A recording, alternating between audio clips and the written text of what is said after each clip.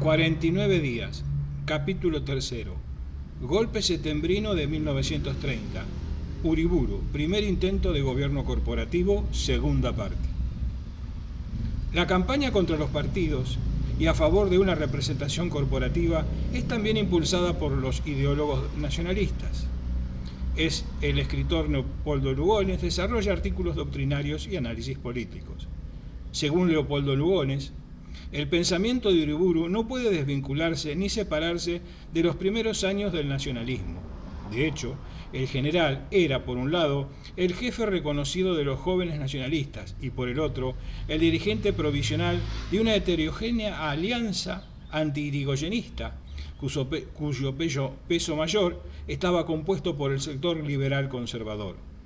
Además, siguiendo el pensamiento de este autor, el nacionalismo uriburista, que defendía la jerarquía y el orden social, que luchaba contra el liberalismo, la democracia, el socialismo, el comunismo y el anarquismo, se concebía a sí mismo como un fenómeno específicamente argentino y como la expresión nacional de una nueva época de la historia mundial.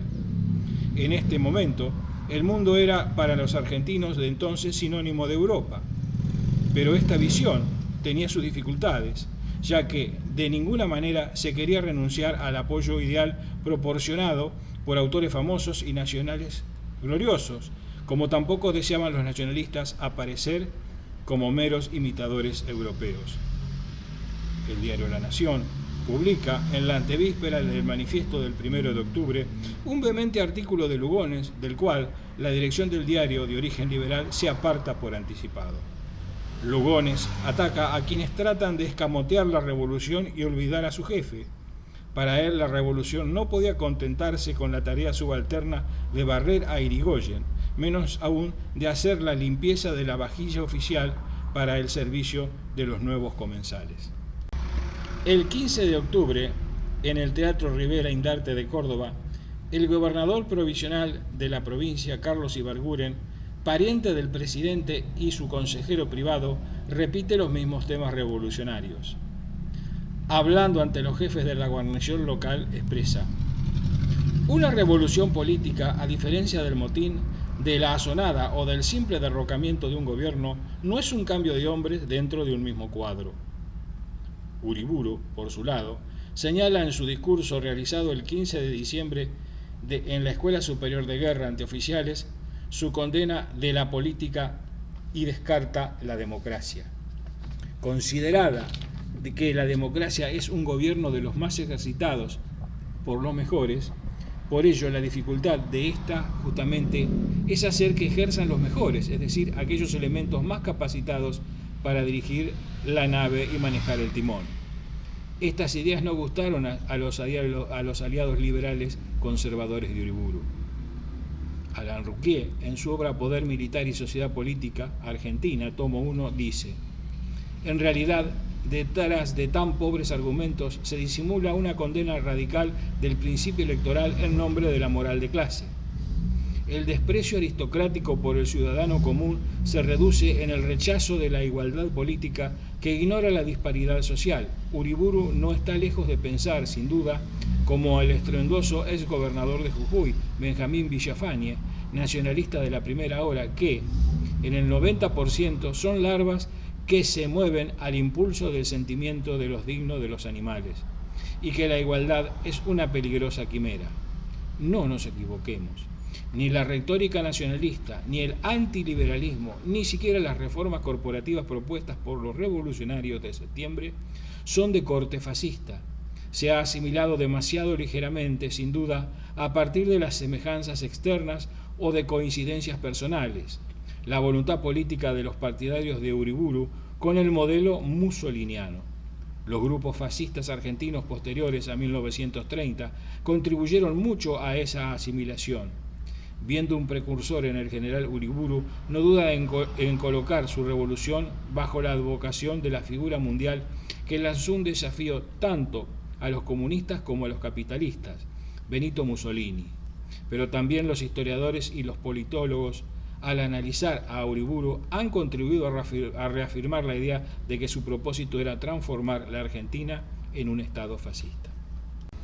Con respecto a esto, Potash, Sánchez Orondo y otros autores describieron al régimen impuesto por Uriburu como un civil militar fundamentado en que la revolución no pudo realizarse porque el país reclamaba un cambio, lo que podría interpretar como una sincera exigencia de patriotismo, un cambio que fue logrado por el cuerpo de militares y por el pueblo que acompañó al general hasta el triunfo. Claramente, estos autores manifestaron la gran popularidad representativa propia de la revolución, que significó la aceptación de la revolución por sí misma, obviando otras posibles soluciones legales.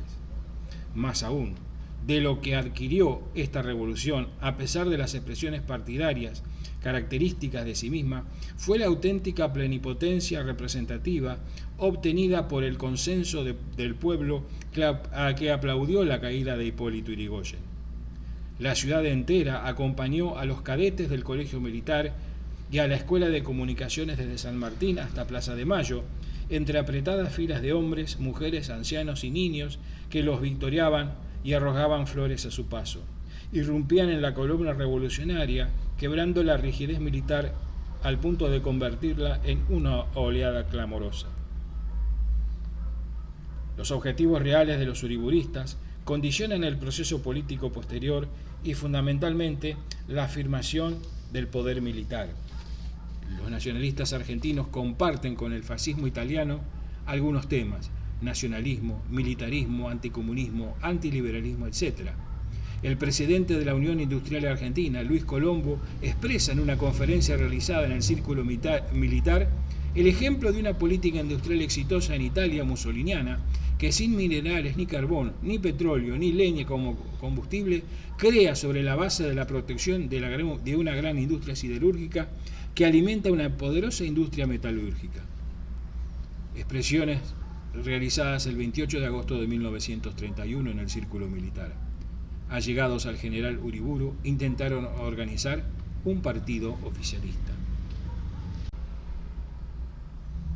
El 8 de noviembre de 1930 lanzan un manifiesto por la formación de un partido nacional, cuyos objetivos serían la grandeza nacional, el fortalecimiento del Estado y el reemplazo del egoísmo individual por el altruismo general.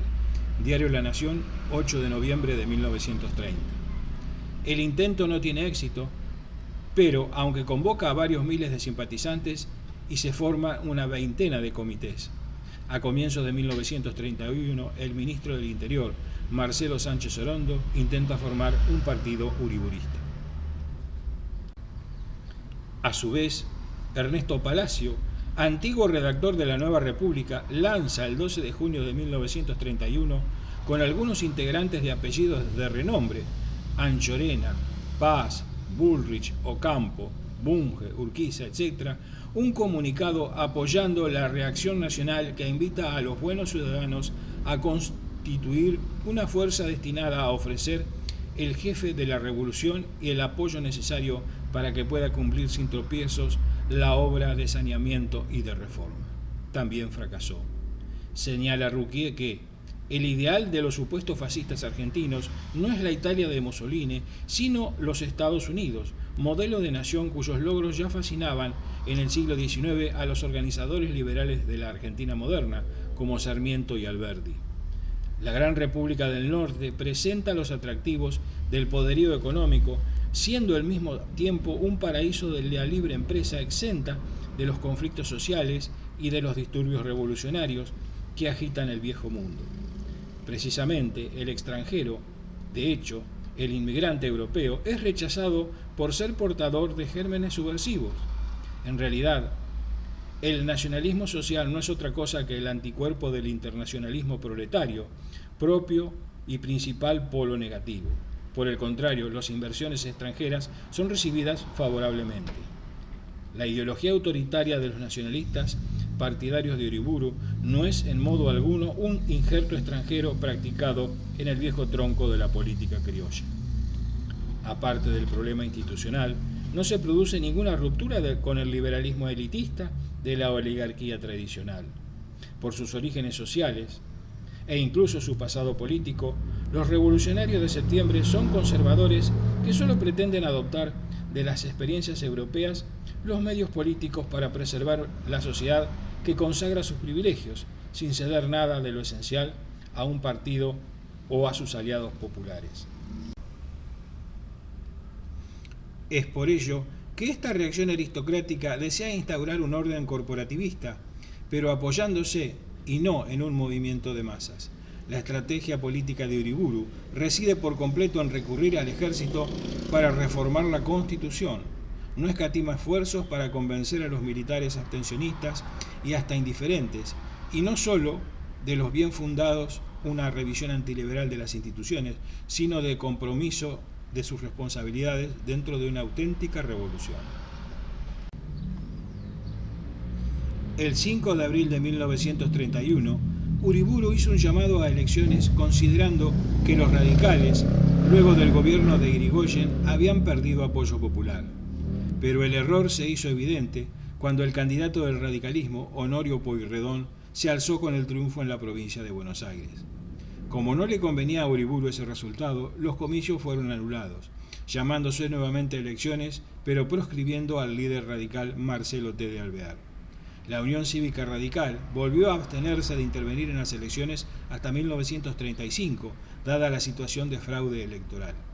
Como partido opositor al gobierno dictatorial, se constituyó la Alianza Democrática Socialista, integrada por la fusión de los partidos socialista y demócrata progresista.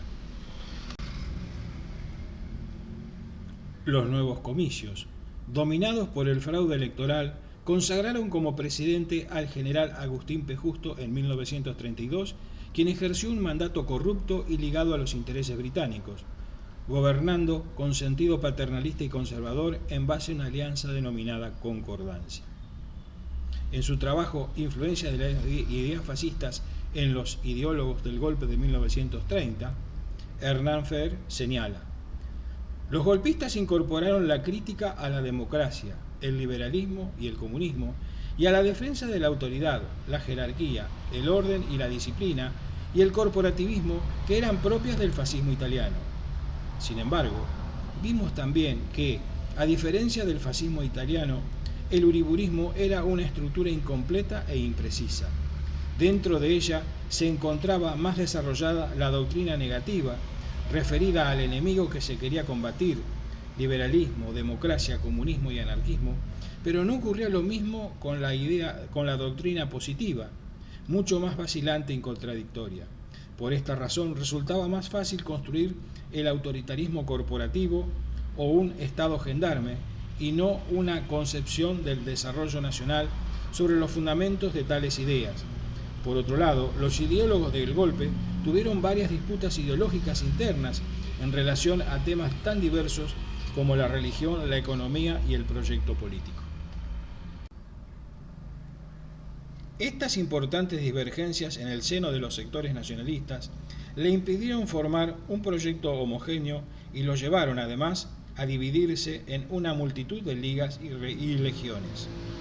Esta fragmentación los convirtió en una presa fácil de manipular para los conservadores que, encabezados por Agustín P. Justo y Julio Argentino Roca Hijo, insistieron en retomar las elecciones fraudulentas antes que introducir los cambios institucionales extremos deseados por los nacionalistas. En ese contexto, el 20 de febrero de 1932, asumió como nuevo presidente Justo, poniendo punto final al uriburismo. Como señalamos anteriormente, el teniente Francisco A. Imas y el cadete Julio Señoreans, entre otros, participaron del golpe, integrando los Cadetes de la Gloria. Al igual que Aramburu, Perón también los conocía y los había frecuentado antes del golpe. En 1928, cuando Francisco Imas, Hugo Miori Pereira y León Justo Bengoa ascendían al escalafón militar, ya se declaraban fervorosos admiradores de José Félix Uriburu. Perón también fue tentado por Uriburu, pero a último momento apostó por la fracción de Agustín P. Justo y perdió. Aramburu no participó de las componendas. Y más, Miori Pereira y Bengoa tuvieron como Uriburu el primer intento fallido de gobierno corporativo. El general Justo frustraría estas expectativas. Para los vencedores de septiembre, el orden debe restaurarse en primer término en el orden laboral mediante severas medidas contra los movimientos subversivos. Es por ello que el gobierno autoritario del general Uriburu se caracteriza por la práctica de una represión extrema. Los conservadores restaurados, que no olvidaron el miedo de 1919, intentan quebrar las organizaciones obreras. Los sindicatos dirigidos por anarquistas y comunistas son disueltos y sus dirigentes detenidos en masa. En esa misma época y posterior a ella, se ofrecieron diferentes descripciones de su gobierno: un régimen militar, un gobierno civil militar, una dictadura personalista o una dictadura totalitaria. Con respecto a esto, Potash, Sánchez Orondo y otros autores describieron al régimen impuesto por Uriburu como civil-militar, fundamentando que la revolución puede realizarse porque el país reclama un cambio y que se podía interpretar como una sincera exigencia del patriotismo, un cambio que fue logrado por el cuerpo de militares y por el pueblo que acompañó al general hasta el triunfo. Sin embargo, autores como Rouquier, Kazan, Crowley definieron a este régimen militar puntualizando que la revolución fue propia de Uriburu, apoyado por el cuerpo de cadetes del colegio militar, cuyo objetivo del general fue derrocar a su enemigo y tomar el poder para beneficio propio, además de intentar efectuar reformas institucionales, estableciendo un régimen corporativo y disolviendo los partidos políticos. El general Uriburu se esfuerza por convencer, si no a la opinión pública, por lo menos a los auditorios selectos, de la necesidad de restringir la participación política. Con tenacidad y rudeza lleva a cabo una verdadera campaña explícita de los problemas institucionales y de los objetivos de la Revolución de Septiembre, rebatiendo el pensamiento de los partidos y de la oposición y de los militares liberales. Prueba con argumentos terminantes que nada tienen que ver con la sociología política, el fracaso y los peligros de la democracia representativa. El 1 de octubre, el presidente lanza un manifiesto resonante que precisa su pensamiento y sugiere la solución a los problemas de la clase dirigente. Si el gobierno surgido de la revolución se limitase a sustituir hombres en el poder, es seguro que recogería el aplauso de los partidos beneficiados, pero la revolución no ha hecho nada para cambiar los valores electorales.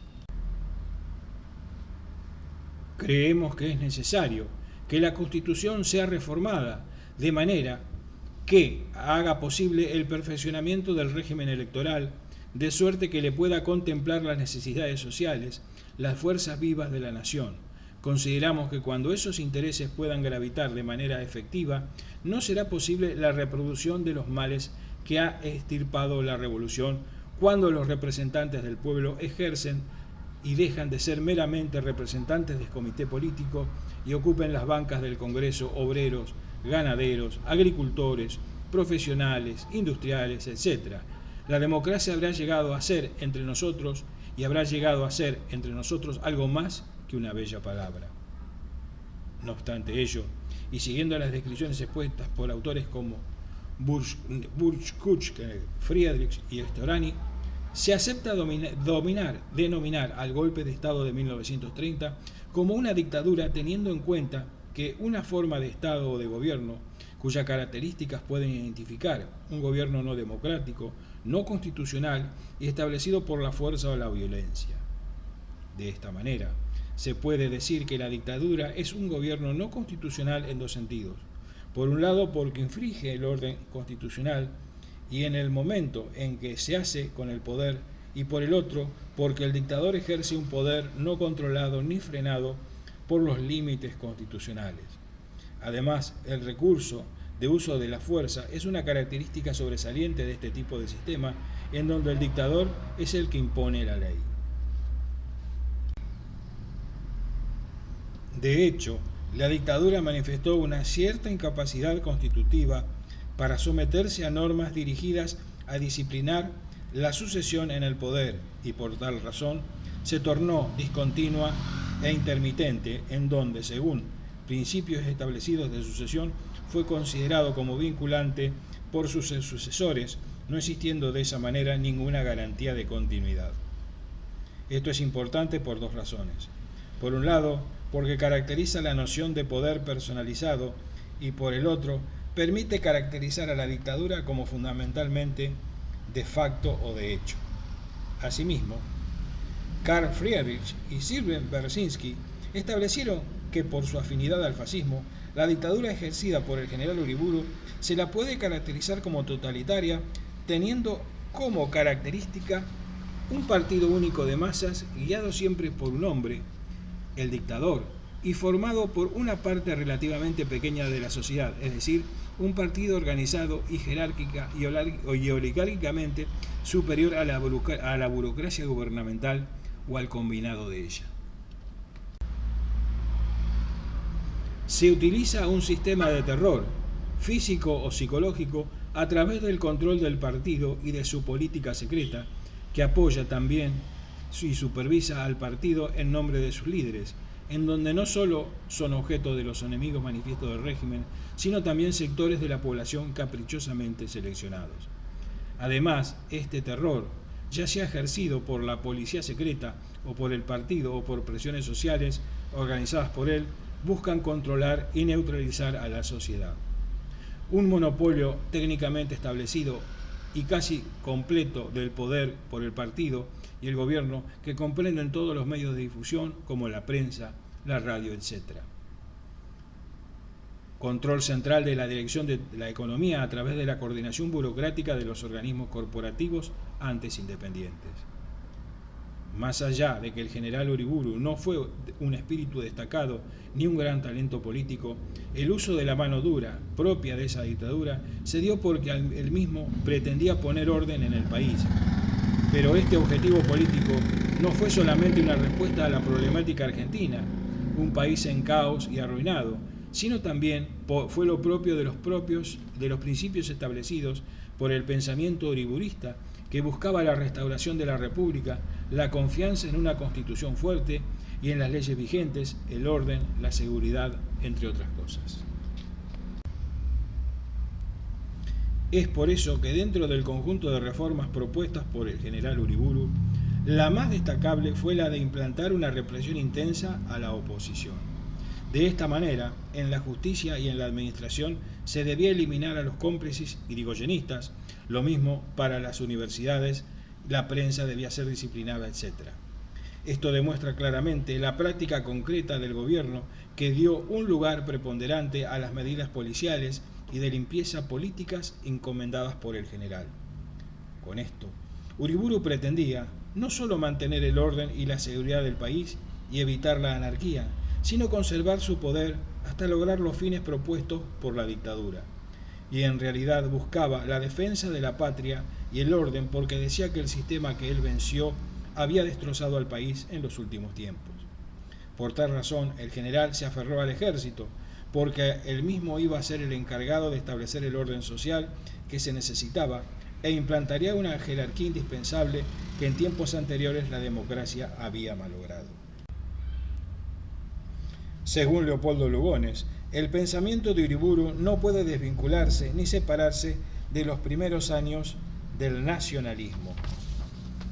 De hecho, el general era, por un lado, el jefe reconocido de los jóvenes nacionalistas y, por el otro, el dirigente provisional con una heterogénea alianza anti-irigoyenista cuyo peso mayor estaba compuesto por el sector liberal conservador.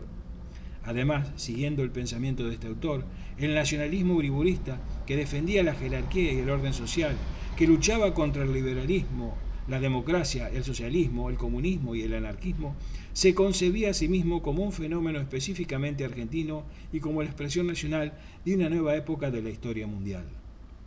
En este momento, el mundo era para los argentinos de entonces sinónimo de Europa, pero esta visión tenía sus dificultades, ya que de ninguna manera se quería renunciar al apoyo ideal proporcionado por autores famosos y nacionalistas y naciones gloriosas, pero tampoco deseaban los nacionalistas aparecer como meros imitadores de los europeos.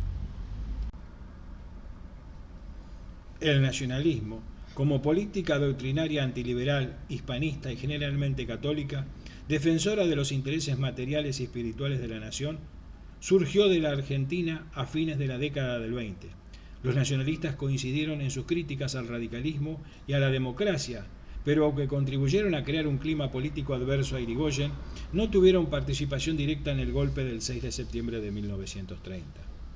El uriburismo de principios de la década del 30 suele ser identificado como un nacionalismo. Nunca se llevó a cabo un proyecto original del general Uriburu, que estaba inspirado en las ideas de Carlos Ibarguren, favorables a la consolidación de un Estado fuerte, a ejemplo de la Italia fascista, con la organización de una democracia funcional sobre la base de la representación social por corporaciones y sindicatos. Los especialistas distinguen dos corrientes del nacionalismo: de derecha, tradicionalista o restaurador, y de izquierda, dinámico o populista.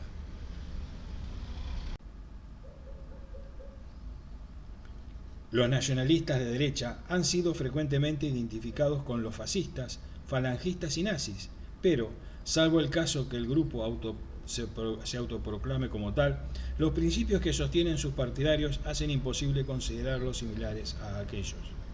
En la configuración doctrinaria del nacionalismo político en la Argentina influyeron el nacionalismo integral, el antirromántico, el contrarrevolucionario y antidemocrático del francés Charles Maurras, y el espíritu de la reivindicación de lo hispánico, resultado del intercambio cultural de la generación del 98 y el modernismo hispanoamericano de Darío y Lugones.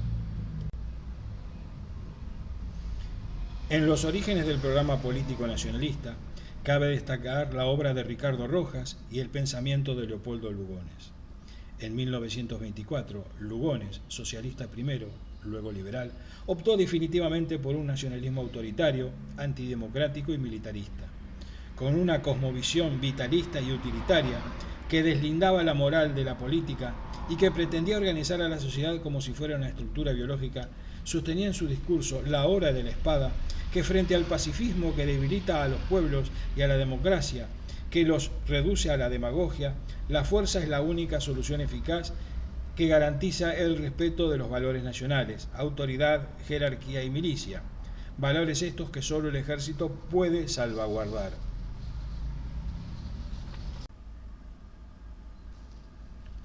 Lugones se constituyó así en el fundador del militarismo integral, siendo ejemplo de ella la dictadura fascista de Mussolini. Proponía la reforma de la Constitución, solamente aceptaba la democracia con la condición de que ésta no llevara al Parlamento ningún sufragio universal. Para liberar a la economía de la dependencia extranjera y lograr el autoabastecimiento económico, sugería extremar las medidas de protección a la industria nacional y evitar el monopolio estatal.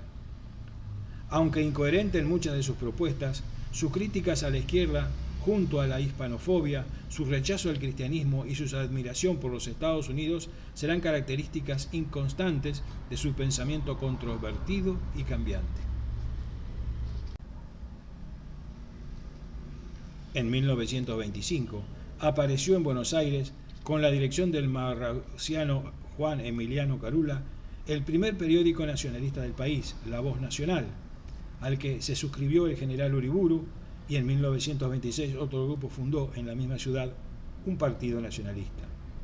La aparición del semanario La Nueva República en 1927, dirigido por Rodolfo Irazusta, dio lugar al nacionalismo republicano.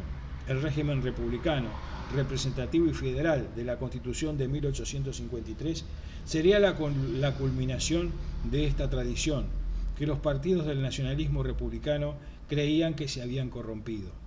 Seguían a Charles Maurras, descartaban la monarquía, simpatizaban con Mussolini y si adoptaron la representación corporativa, lo hicieron solo por ser un sistema sugerido por el catolicismo y no como un modelo fascista.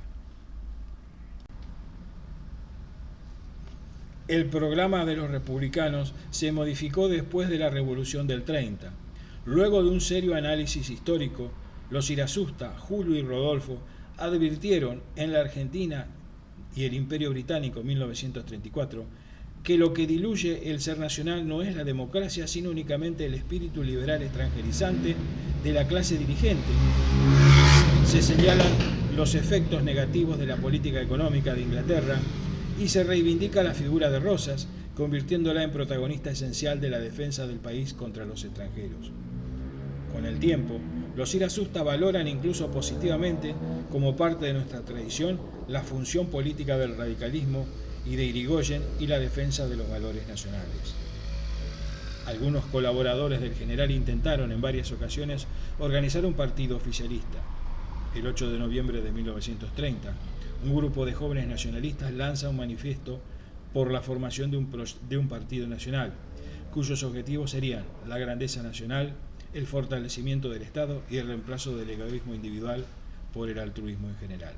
El intento fracasaría. A comienzos de 1931, el ministro del Interior, Sánchez Orondo, intenta a su vez, sin mayor éxito, formar un partido uriburista. Ernesto Palacio, antiguo redactor de la Nueva República, lanza el 12 de junio de 1931, con algunos amigos de buena familia, Anchorena, Paz, Bullrich, Ocampo, Bunge, Urquiza, un comunicado apoyando la reacción nacional que invita a los buenos ciudadanos a constituir una fuerza destinada a ofrecer al jefe de la revolución el apoyo necesario para que pueda cumplir sin tropiezos la obra de saneamiento y de reforma que ha encarado. Esta última tentativa no tuvo consecuencia alguna. La ideología autoritaria de los nacionalistas partidarios de Uriburu no es en modo alguno un injerto extranjero practicado en el viejo tronco de la política criolla. Aparte del problema institucional, no se produce ninguna ruptura con el liberalismo elitista de la oligarquía tradicional.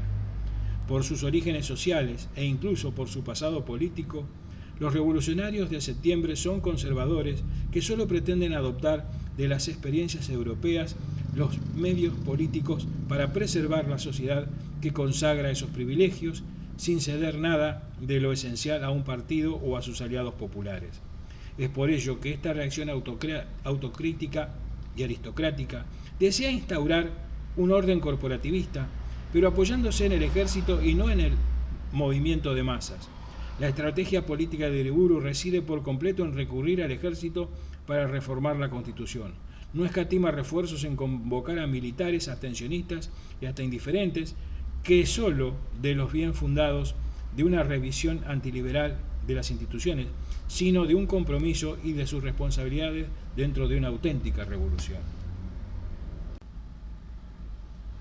Se puede suponer que la mayoría de los cuadros de las Fuerzas Armadas, pasiva e indiferente ante los problemas políticos, no tiene la menor intención de servir de trampolín a una secta rechazada por los centros de poder y por los órganos de prensa que forman la opinión. Amén de que es difícil separar la actitud manifiesta del cuerpo de oficiales de las convicciones y ambiciones del general Justo. Este, además de gozar de un prestigio inigualado entre sus antiguos subordinados, que su paso por el ministerio reforzó, es el favorito de los medios civiles influyentes hostiles al corporativismo uriburista. Hábil estratega, ubicó sus hombres en puestos clave. Para desgracia de los oficiales nacionalistas, el clan Justo parece incluso controlar ampliamente el ejército. Porque el hecho de Uriburu sabe que a mediados de 1931 el ejército está en contra de él y de sus proyectos políticos. El coronel Manuel A. Rodríguez, presidente del Círculo Militar y portavoz autorizado del ejército, se lo ha hecho saber públicamente y sin ambages. En un discurso de inapelable firmeza, pronunciado en un banquete de camaradería de las Fuerzas Armadas el 7 de julio de 1931, en presencia del presidente provisional, el comandante de la segunda división se opone rotundamente a toda tentativa de utilizar con fines partidistas. Después de haber precisado que sus palabras interpretan el pensamiento de sus camaradas, el hombre del deber declara: la constitución actual del ejército es tal que nadie puede pretender disponer del mismo a su arbitrio para misiones ajenas a las que son la razón de su existencia. No. El ejército actual no es una fuerza política al servicio de hombres o los partidos. La historia, además, demuestra que nunca las bayonetas argentinas, destinadas a la defensa de la nación, pretenden reemplazar la base más sólida, más estable del derecho que sustenta el edificio de la organización nacional. El ejército no tiene aspiraciones propias, no pretende arrogarse poderes o facultades reservadas a otras entidades.